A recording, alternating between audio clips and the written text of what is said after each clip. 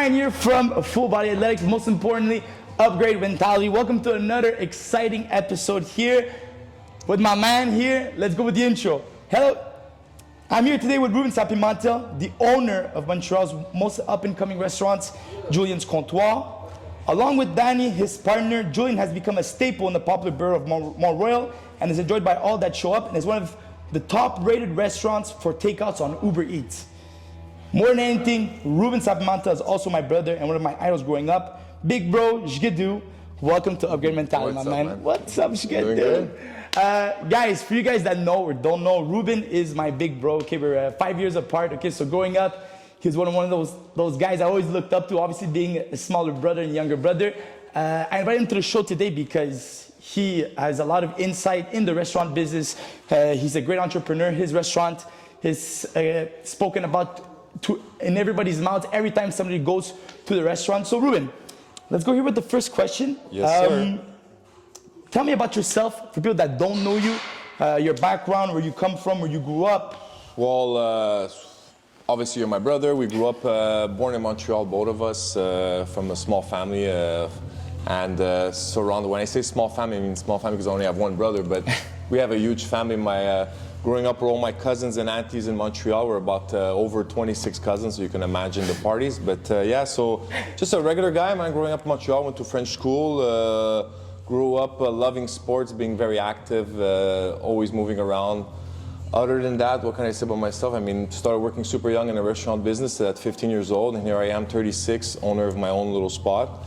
And it's been a crazy ride, man. Guys, Ruben's so right. We're a small family, me and him are only 2 kids. But for my mom's side, we're over 26 cousins. I think we're 28 cousins to be exact. And my mom's side, so you can imagine the parties and just growing up in that environment. You started really young working in the restaurant business. I think you started at 14? 15, actually. 15 in a hall, right? Yeah, my first job was a hall, actually. My cousin Carlos was a barman in the hall, and I was 15 years old. He said, listen, you want to make some money? Come and work weekends with us. And I started working, and no idea in what I was getting in myself into, because working at a hall as a first job, it's like jumping in the jungle out of not knowing anything. Being a 15-year-old kid, all you know to do is playing sports and running around. So I ended up, which was the best school, I think, to start, because you just jump in, and it was crazy being surrounded by a lot of different characters and a lot of different styles of people, and just and going through that fast-paced job, and you're learning quick, and I loved it. I loved the pace of it, man. So it's crazy, right? Having myself worked in restaurant business, you see all kinds of different characters, and it's really true that it's actually something that Anthony Bourdain said in his book, Kitchen Confidentials, how the restaurant business is a life in its own, right? It's a dimension in its own. What exactly hooked you to the restaurant business? Like what made you gravitate? Because growing up, you're actually a shy kid, right? You're sociable, but you're shy. It's true. So like, and it's such a crazy kind of lifestyle, being the restaurant business. What attracted you to it? What attracted, man? It's a combination of a lot of things. I said before, fast-paced, because in the restaurant business, one thing is for sure is that you have to be a fast learner, and I'm a very visual learner.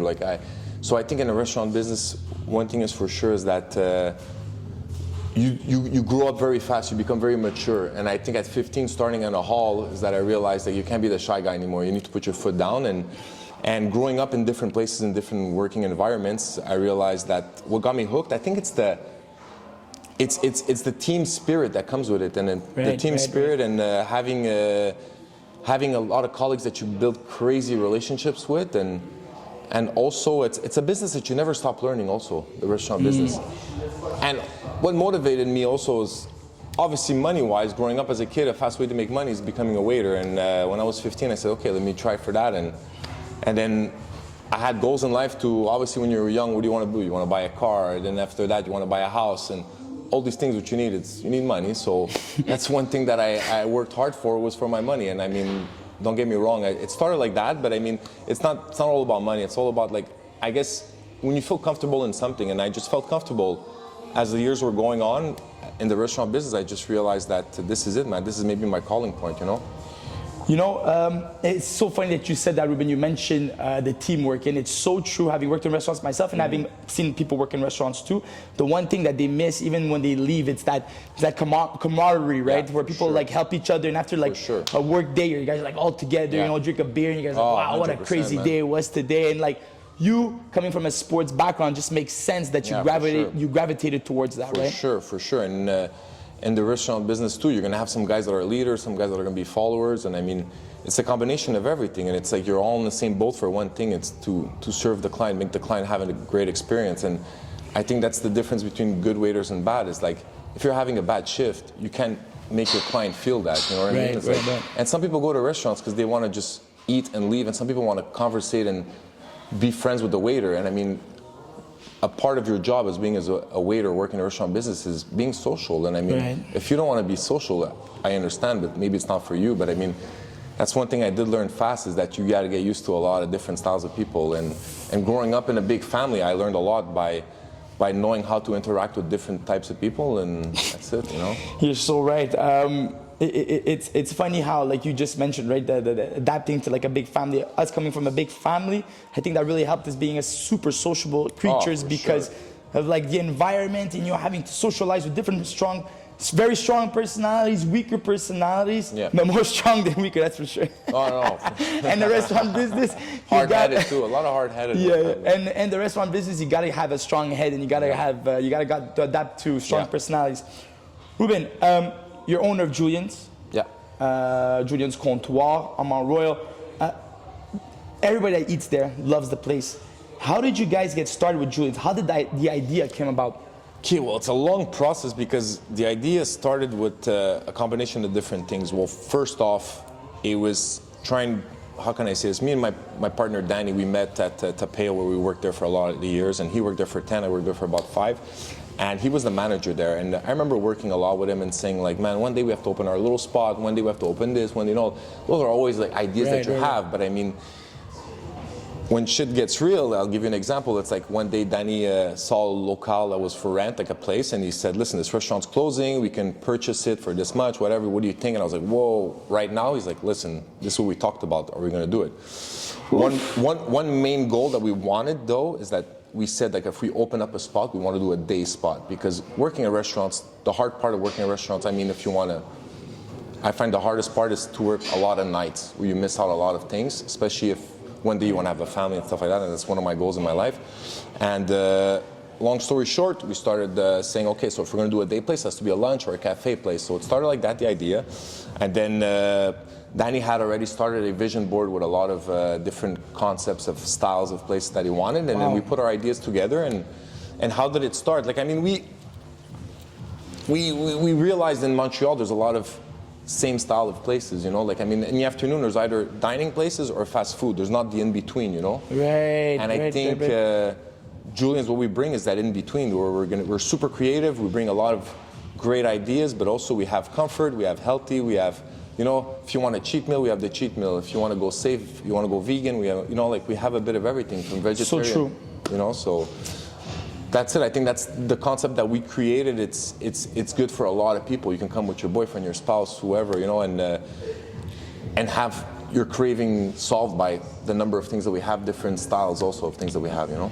You're talking about different styles, right? Different styles of food, and I think you had a good point there. It's true that when you go to Julian's Comptoir, which means diner in French, comptoir, you get that mix of like going to a restaurant, but kind of going into like not a fast food restaurant, but you know what I mean? Like a bit of the in between, because you know, like you're gonna get something quality, but you did not wait 35 minutes for it. You know what I mean? Exactly. And it's on the go. Like, I mean, you can grab your snack on the go. You want, and that's one thing that we said. It's like you go to a lot of places that you're gonna wait for the good food, but it's like man, people nowadays they're such in a hurry, man. They don't want to wait, and I mean. You know, with technology, social media, people are always on the go, and we said let's try to create something on the go, but that's killer, you know. And that's it. I think our product is it talks for itself, you know. Exactly, I mean? For sure. Pointing on that product, right? Talking about that product, because you're mentioning the different flavors, the combinations, having a bit of everything. What makes you different compared to like a restaurant? Because when people ask me, obviously they ask me, "How's your brother's restaurant? How does it taste? What it is?" I always say. It's like Mandy's, and nothing against Mandy's salad, right? Or it's like Mandy's salad, but a bit more refined. That's my opinion, right? What makes you different from like a, let's say like a healthy, like a Mandy's salad place? Well, I mean, what makes us different? I mean, Mandy's is Mandy's, Julian's. It's not the same. Everybody has their own style. I don't like comparing. I would just say, like, in restaurant business, it's a copycat business at the end of the day. For sure. Everybody, I think a lot of businesses, you try to take ideas from some people and things that you learn. I think our background, for me and Danny, you know, both being in the restaurant business, both working in a lot of places, and working, for example, the last place that we worked together, Tapeo, where we had a chef, Marie Fleur, who was an expert of mixing and matching flavors and saltiness, acidities, crunchiness, and things like that. And you know, if you call yourself a foodie, you know that that's what you want in your mouth. You want to have different types of flavor, different types of textures, and I mean, when we create, every plate we create, we think about those things, you know? We don't just create things to just put things on the menu. It takes a lot of trying, and you know, we laugh because we have sometimes some funny moments when we're creating plates and we realize, man, this thing doesn't work out, but then we just add another thing. We're like, whoa, this is starting to be funky, but it's starting to taste like something good. And I mean, what makes us different? I mean, Julian's is Julian's. I mean, like I said before, we have a mix of so much great things, and if you know, our concept came from like, okay, let's make it into a West Coast vibe, more like chill, cool place that looks cute, but that serves amazing food. And when you talk about amazing food, we have a variety of like tartines, salads, smoothies, and you look at everything, they're all out of the box, different ideas, combinations of flavors. And I think, I mean, it's hard, I won't say it's hard to sell your product, but it's when you know your product is good, it's like just hearing the feedback from the clients and the reviews and the people that come back. That's, for me, that's the way I can describe my place. They talk for me, you know what I mean? So exactly. Well, you know, they say good publicity, bad publicity is still at the end of the day good publicity. 100%, man. 100%. Whatever publicity you get is still good publicity. You spoke about Danny, your partner, right? Danny Dooch, that's his name on Facebook, right? Not anymore. Not anymore, you think? Danny Van Damme. Tell me about him, because obviously knowing you both, you guys are really different. Tell me how did your differences make up your success? Because sometimes a lot of people, they want to get into business with a partner, right? So they're trying to get a partner that is very like-minded, or they want to get a partner that's really divided. And both styles can work, right? Depending on characters. How did your differences make up your success? Well, differences. I mean, first off, Danny is such a great person. He's one of the people who has the biggest heart I know. He's the most generous, hardworking guy, and sometimes I even tell him, you're too nice of a person sometimes, you know, in certain situations where I'm like, but other than that, like, I mean, our differences, like, I mean, me and Danny, we're going to stress for different things. And I think when you find a partner in the business, you need to understand that you're not always going to think the same way. And I mean, we have our own forces. We each have our own things that we stress about. And I think, and that's what makes our success, is that if he has ideas, I'm super open to his ideas. And same thing for me, you know, when I have ideas. Which is very important. Which is very important in business. And I mean, we have to listen to each other. And I mean, our differences, we do have a lot of differences, but we're very similar people too, you know. We're very good with the clients. We're super sociable people. We're hard workers. We have good big hearts. We're generous. I mean, but I mean, at the same time, there's so much other little things that is hard to say that makes us who we are. But I mean, one thing is for sure is that not 1 second that I ever doubted about him, man. Like, I mean, he's just, he brings out everything about me. Like, I mean, and I bring out a lot of things in him too, you know. And that's what's cool about having a partner, is that it becomes almost you're not your boyfriend or girlfriend, but like your soulmate. Man. I was about to say, I see him more than like everybody else in my life. You know what I mean? Yeah, for sure. At this point, I know him so much that, you know, yeah, for sure. Like, I can predict what he's going to do, and he can predict what I'm going to do, and it's hard to call out differences that make us. But I mean, our success is made from our friendship, our way of seeing things, and our way of like complementing each other by being open-minded, you know, with each other's ideas. That's such a good point, you know, being open-minded. Whenever you open a relationship, whatever, any person you get along, right? If it could be a friendship, romantic relationship, business relationship, that openness, right? Openness about talking about your ideas, your feelings. What do you think about this project? What do you think about this project? Implementing a new idea, taking out a new idea. Having that openness to talk about things is really going to help for sure with the progression of the business itself. We see that Julian's restaurant is one of the top-rated restaurants on Uber Eats. God bless. Woo! God bless. God bless. Tell me, tell me how did you get to this point, and what do you think brought up that success to be one of the top rated? Because in his sorry guys, I have to also mention in Ruben's restaurant, his borough where the restaurant is, it's in Montreal. Montreal is one of the top end boroughs in Montreal for restaurants, nightlife, you name it. Okay, how did you guys get to that position? What's the secret? There's a mix of a lot of things, man. It's just you know how it works in life now. Montreal especially, there's a lot of competition, a lot of competition, and I think people have to realize that if you're going, when you have a spot, you don't have much chance, you don't have too much chances to prove that your product is good. And that's one thing that we work on, is standardizing every recipe and making sure that everything that comes out tastes the same. If you order a salad day 28 and we'll say 3 years later, that same salad is going to taste the same way. And I think that's so important, because how much times you go to places, you try something, and you say like, man, that was good, man. And then you order again, you're like, oh, it wasn't as good as last time. And that, for me, it's, in the restaurant, people don't give you 2 chances or 3 chances. So I mean, once you get them hooked, and also it's what makes us successful in Uber, quality-wise, for what you get. Number one, I think we give a lot for what we charge.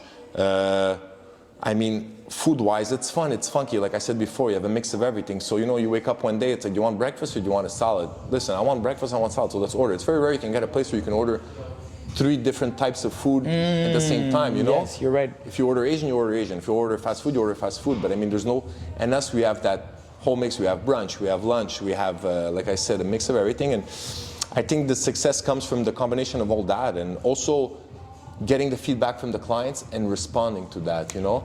Because a lot of people are very stubborn, or like, yeah, but you know, they're saying that, and that's one thing I like about my partner Danny, where he's very focused on reviews all the time. And sometimes you got to take and leave some, you know, there's like a certain percentage that you don't know if it's real or not.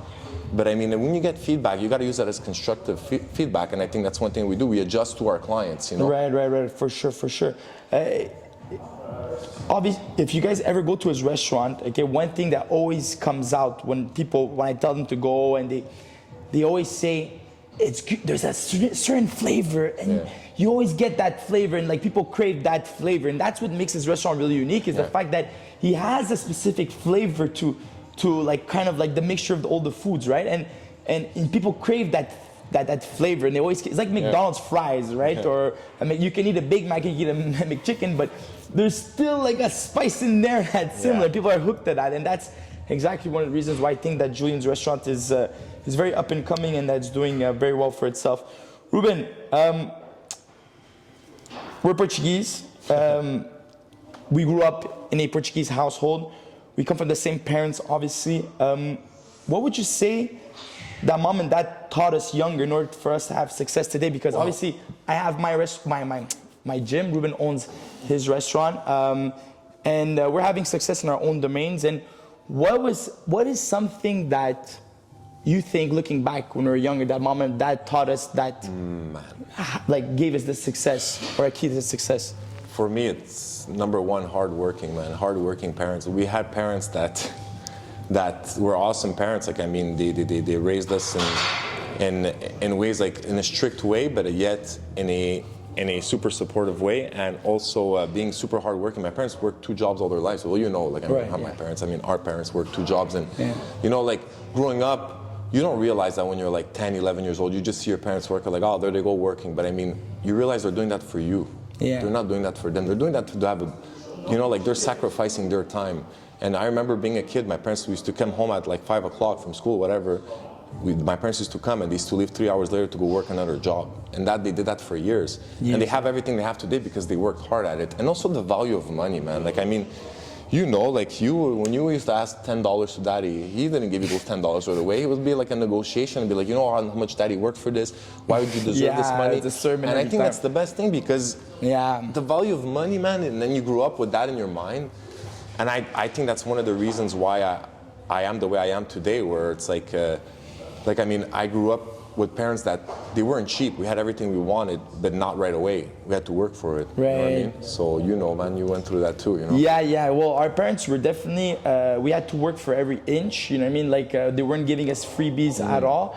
But at the same time, they were very balanced, right? They knew kind of what was important, kind of what wasn't important, and I think that a good balance of showing us money, like using money for stupid things, is something that you shouldn't do, and using money wisely is something that you should do. And having parents that are super hardworking also made you realize that if I put in that work, that same work that my parents are putting in, and looking at everything that they have today, we're gonna have success. And that's exactly for sure. And also the fact that like in each of their domains, maybe more mommy than daddy, but I think there's a lot of passion involved, right? And a lot of pride involved in what they were doing, right? 100%. And I think that I remember young, kind of going to mommy's work with her, and she would talk to ladies and men, and they're like, my dad was the same, right? Seeing that presence, that energy, that drive, that drive. It's crazy, yeah. And being immigrants too, coming to this place, to Montreal, and being like, let's start a family, and look at them where they are right now. Like you can only be proud and super happy at looking where they put themselves in their lives, And I mean, God bless. I'm so happy having parents like that, because I think they showed us the real way to raise kids, And I'm gonna use that when I'm gonna have my kid. It's like, yes, I'm gonna spoil my kid. There's a limit about spoiling. You have to spoil them in a way that you educate them too, while you're giving them that and all that, So. Yeah, no, spoiling with material goods is never the way. Obviously, the best way to spoil your children is with love and memories. And I think that's really something that's really important to mention. Talking about kids, talking about family. We're Portuguese, and Portuguese people are very passionate people. Okay, some may call us even crazy. How would you say that growing up in a big Portuguese household affect your relationship with food and people today? Wow. Food and people. Food, Portuguese food is so important, man. There's one thing that my dad showed me. I remember my dad used to be eating supper, and we would already be talking what he's eating tomorrow, what are we gonna eat? And I used to be like, what's wrong with this guy? But I became the same way. I'm obsessed by food, and I mean, Portuguese. One thing that we do a lot is that we do a lot. That I notice in our family, when it's Christmas or holidays or whatever occasion, it's the overload of food, For 10, we have food for 60 people, And that's one thing that I used in my mentality for the restaurant business is you rather give a bit more than less, because people are never gonna complain when there's more. They're gonna complain when there's less. And that's one thing that I noticed. And we always, when I have new employees that come and work, I go, you're better off, if you're hesitating, put more than less. Because at the end, you're gonna win at the end, and it's little things like that. And I think that's from being the Portuguese mentality. You're always scared to not give enough, I think that, and also growing up a big family, man. It's honestly the best thing that happened to me. It's being surrounded by different types of cousins and people, and like you said, some of them can be crazy, some of them can be intense, and after that, when you have your own place and you have to manage staff, you can play, because you say, this guy reminds me of him, this guy reminds me of him, her, for sure. And then you use that to your advantage. So, you can't push these buttons, you can push these ones. So it's all things that I think with life, also working in restaurants, you adapt to your type of clientele you have. Yeah, for sure. You almost become a bit of a shrink when you're being a manager. 100%. And also when you're a waiter, you have to adapt to everybody. And one thing you mentioned, right, the adaptation, that it's emotional intelligence. I think people that are from our family, if I think about my cousins, my brother, me to an extent, obviously, I think we're all very emotionally intelligent because we grew up with such strong personalities, but also I think the blend that our parents gave us about being that hardworking, about being respectful and stuff, is actually what that whole mix, and it's such a blessing we didn't choose this, right? We were just born in the right house, kind of a thing, and that's crazy. When you think about that, you always say to yourself, how gifted are we, to have been being brought up in that environment. For sure. Obviously, you're successful. It's been 3 years that my business is still alive. We're doing very good, decent. For a restaurant business, 3 years is already a really good start, especially in Montreal. Well, listen, 3 years, COVID also related. Yeah, for and sure. not being able to max out all the potential. Maximize everything, right? You guys have having an amazing success. What tips and tricks can you give young people that are obsessed with food and want to open their own restaurant? Okay, it can also be for entrepreneurs, right? What tip and tricks you can give. But let's say a young Ruben, right? That maybe is a bit more ambitious. At 16, 17, he loves making food. He was raised by, I don't know, maybe in an Italian household. You know, what tips and tricks would you give him? Tips and tricks, man. Like, I mean, well, first off, if you're gonna open up a place, straight up, man, you get ready to work, man. I mean, I know it's the reality. People say it, but you don't realize you're gonna have to give up a lot of personal things. You're gonna have to sacrifice a lot of things, and it's just, if you don't invest 100% of your time into your business, it will not be successful. I'm telling you that right away. And I'm saying it to kids because they think the restaurant business is easy, but it's not, man. It comes with a lot of things that you don't expect. And tricks, man.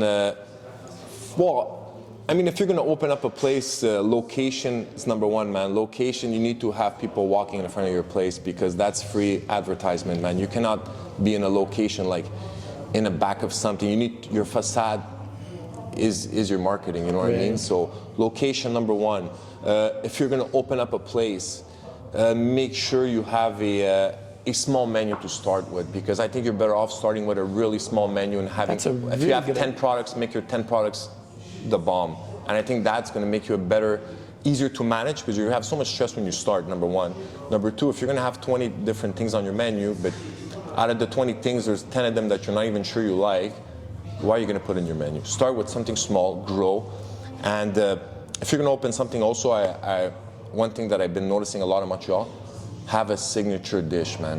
One or two things that are just, you know, this is going to be your killer stuff, and promote those things. And you know, that has to be your face to start with, because you get known in Montreal for, people crave new stuff, people crave signature, you know, dishes, and they always say like, hey, did you try this thing from that place? No, it's so good, you have to go try that. And I think as a new entrepreneur, especially, I know restaurant business, so I'm talking about restaurant businesses, is really finding ways to minimize your menu and maximizing on good quality also, and not being scared of doing some funky stuff. People like funky stuff too, man. Especially so that's pretty much my tips. Like, I mean, there's so much other things I can't think of right now, but I mean, those are easy ones. And you know, and also tips is, it's stay positive, man, because it's not an easy business. You're gonna have some rough days. You learn every day, and another thing also is being open-minded of learning. You're gonna have to learn a lot, and you're gonna learn every day. So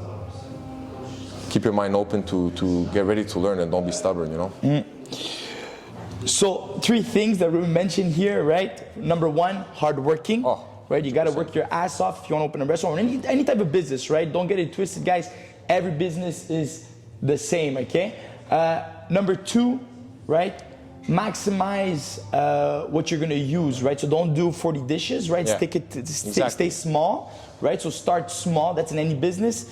And also, be positive, and you know, open-minded, man, and positive, and get ready to get criticized. Not everybody's gonna like you right away, and adjust to that. You know what I mean? Guys, I always say, your emotions affects and infects people around you. For sure. So do not forget that if you're in a shitty mood and you go to and you're the owner of your business and you get into your business, people are gonna feel that, and they're gonna be infected by that. All right. So stay positive and. And if one thing I can add, surround yourself with good people. I know it's hard finding really good staff, but when you do, you should take care of them too, because it's worth gold, man. And having people with a bit of experience is worth it too, you know? Like, you cannot start with all guys with no experience. You need a bit of experience. So if I can say, add another thing to that, it's surround yourself with employees that want to be there and want to grow with you, you know?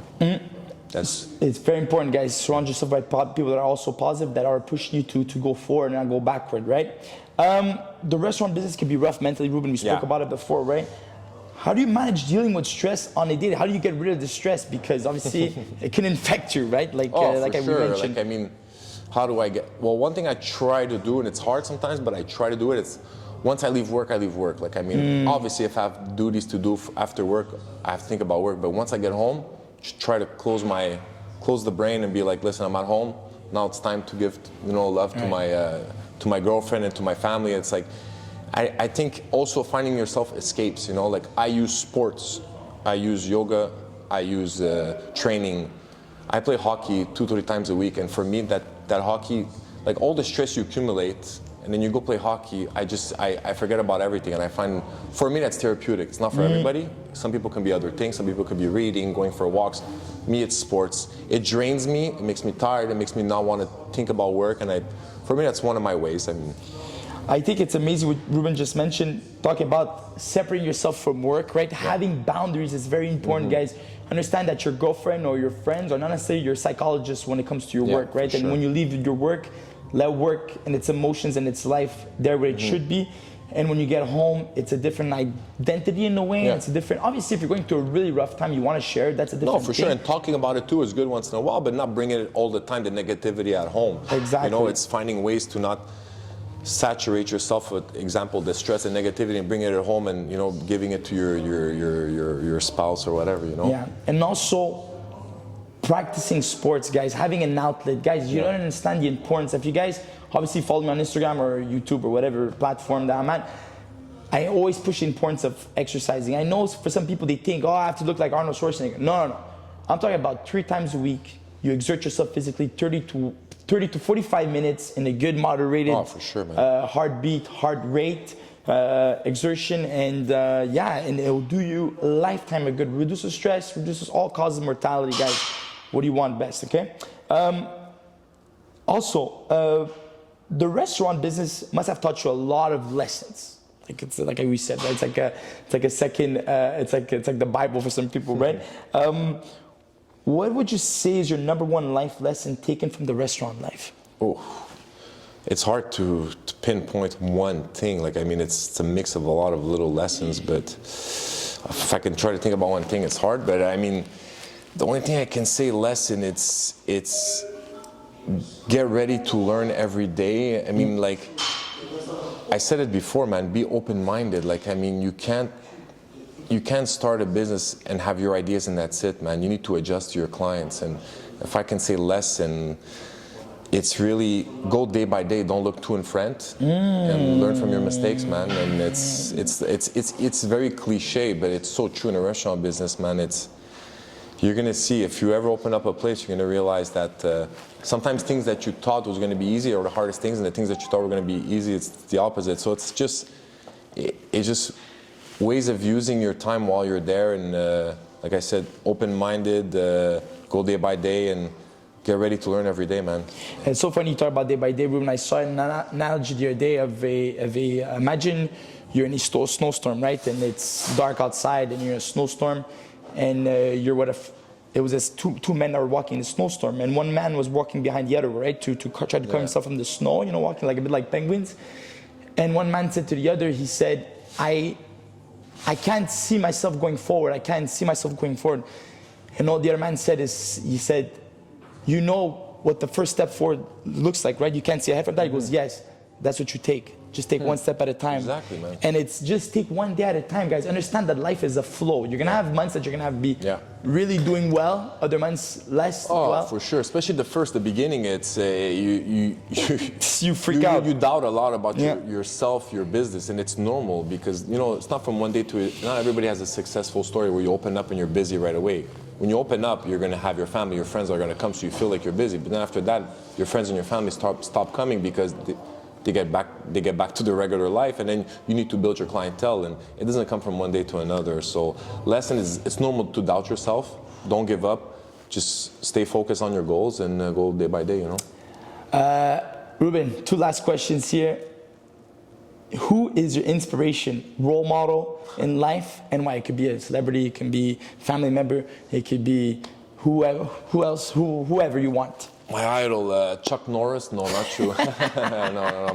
My dad had too much movies of Chuck Norris growing up. But talking about my dad, I have to say my parents, number one, 100%. It's from growing up the way we were raised, and I think my parents, seeing them work so freaking hard, and every time I have moments where I'm like, oh man, I'm overwhelmed, I'm tired, I just think about them and I go, this is nothing, man. Yeah, this is nothing. For sure. My parents, 100%, man, 100%. Coming here as immigrants and having what they have to do because of all their, you know, they had to dirty their hands, they had to learn, my dad had to learn to speak Portuguese, English, and look at him today, you know, 60-year-old man that speaks 3 languages and who went to school until 4th grade, you know, like, so. God bless that, Crazy, man. yeah, man. That's a crazy story, and like, you know, our parents, like a lot of immigrants that came here, you know, like having to come here from another country, not speaking the language, not even knowing if the can of tuna is actually tuna for yourself or for the cat. Yeah, he told us that story He told us last that's time. like 20 That was pretty times. good. It's like 20 times, but anyways, you know, coming to Montreal, seeing a hockey game for the first Yeah. time, and it's crazy, you know, knowing. We can't even put ourselves in their shoes No. because we were never there, you know. But No. you can just think about it and be like, wow, I appreciate that. And so for me, it's 100% it's my parents. Broski, Yeah. bonus question. Ooh. If you were a wrestler, remember you used to watch WWF growing up, and you were coming out to the ring, what would be your coming out song? Wow, that's a hard one to think about. Coming out song, I mean, I'd say DMX Rough Riders anthem. Like, you can't get any more. Come on, man. That gets you so juiced up. And for me, it's like wrestling. When I used to watch wrestling as a kid, I don't watch anymore. But I remember, if you're gonna ask me, that would be my song, man. Get the crowd juiced up and get yourself juiced up. That's a great song, great pick. Yeah. Guys, before finishing off this podcast, I just want to mention a little quick words of my brother here. My brother's an inspiration for myself, guys. He's not just an individual that works hard. Everybody that knows my brother always has a keen and good word for him. Growing up, obviously, is a big shadow, right? But I think that pressure and that sense of competition that we had between each other, I think it really pushed me to the person that I am today. And if it wasn't for my brother growing up, and if it wasn't for him teaching me little life lessons like how to play goalie in the back at hockey, how to skate, how to you know, combinations of foods, and just seeing his work ethic and him always working so hard, seeing that as a kid growing up was a true inspiration. And maybe when you're young, you don't understand it too much because you're like, whatever, you have differences, right, when you're younger, but as you grow up, you understand and you learn that. And seeing him have a restaurant today and performing at his restaurant doing well, it's a true inspiration. It's also, like, I remember so many times you had conversations about you opening up your own restaurant. I used to always tell him, you have to open your restaurant, because I was so confident in his ability to not only own a restaurant, but to run it properly. And all thanks to you, my bro. I love you. Thank you, man. Same here, man. Thank you for a great episode, a great mentality. Guys, thank you so much. You can listen to this podcast on Spotify, iTunes. Parts of it will be on YouTube on the full video version. Thank you so much. Have yourselves a great day. See you soon. Ciao. Ciao, guys.